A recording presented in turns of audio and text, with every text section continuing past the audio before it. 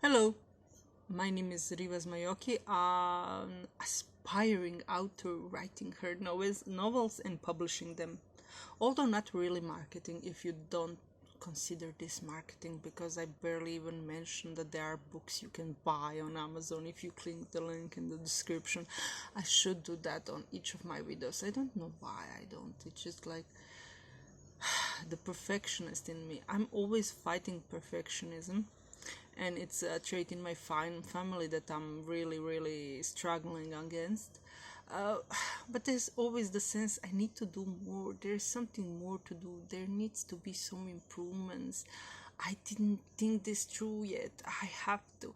Anyway, you understand the mindset. Anyway, I'm battling my perfectionism, and I think I'm doing fine. If I was a slave to it, I wouldn't even publish one short story, let alone few long novels that stand there. Anyway, this is my rock. I found it in my pot when I moved in here, and I think my ex said that my daughter found it, and it would look like an ordinary rock, but I saw that it shines, and I cleaned it and I bit worked on it, and it's like this shiny thing. I could polish it. I may be inclined to do so later on, to be like smooth and round and all of its colors to be seen, but I like it this way. It reminds me of about that lack of perfection, that nature of life that is always seems like it's imperfect and unfinished, but it just fits well somewhere. It it's entertaining to me. I love this rock. I will just hold it, so I don't know. Or I have a need to fidget with things lately. So what did I want to talk about? I was doing a take where I tried to make a read through my book, Star Vestige Shattered Mirrors, and it has a very fun beginning. There's a wedding, and old bridesmaids are the exes of the groom. So there you have the beginning of the story. But for some reason my mobile phone decided that that video doesn't exist, so it's like I didn't even press record. It was just a blank file, and I was like, I guess it's not time. That's it. When you think about divine timing, there is time for everything, and I hope I will get my timing right. But what did I want to say? I started to work on Shattered Mirrors some more to see is there something more I can do for that novel to shine, to be better. And I came across this side character that is a mother that cries on her daughter's wedding in the book. And when I wrote that story, and I wrote that first draft of that story in 2004, it was always just this side character of a mother who cries because her daughter is getting married. But now, after I finished Uplift this year, I know that mother cries. It's so heartbreaking why she cries. She cries because she held her daughter's wedding as marking as a postponing thing for her travel to begin.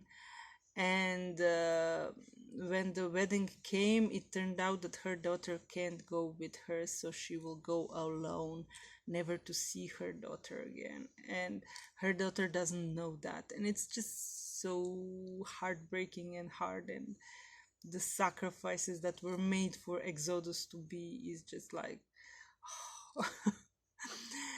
And that's my writing in a nutshell. I always start to write something I think will be fun, and it's like a hook for me to start, and it's fun. There are exes. What can be, I don't know, hurtful in that story? It's just like you go, you have weddings, the bridesmaid have a fight, the wedding goes hour. Anyway, but the story itself is about choosing who will go and who will stay when the earth is left behind to die, basically. So it's a dark, gritty story that has a love story in the essence of it, so to make the gritty reality less awful.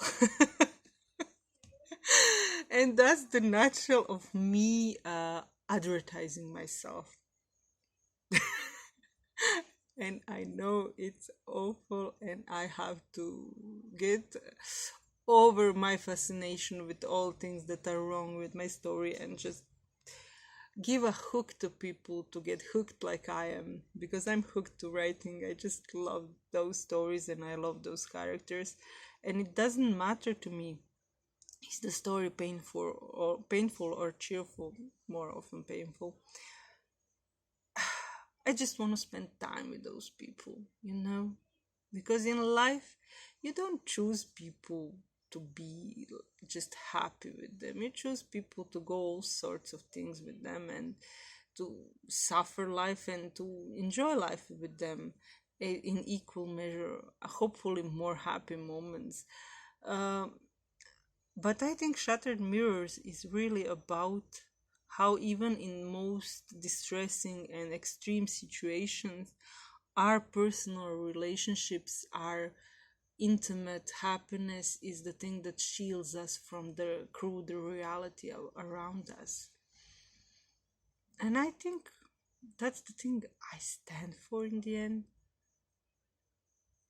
the ability to move on and to cope no matter how harsh or unforgiving circumstances might be, and to find love and enjoyment and personal happiness no matter, even if the earth burns, that you find your own speck of time where you are satisfied with your life, even though it will go wrong and all life ends in death. But I keep that balance between all life ends in death, and we can still enjoy it while it lasts. But the responsibility of life is always escaping us. The balance between hedonism, to enjoy ourselves and to have meaningful and happy moments, and the responsibility we have as we walk through this life, is just such a fine thing to find and to tread, because the balance is always the most difficult thing to find. Anyway, that's it for today. Not really a cheerful take, but what can I do? I'm not always such a cheerful person, but that makes cheerful moments even more precious. See you around. Bye.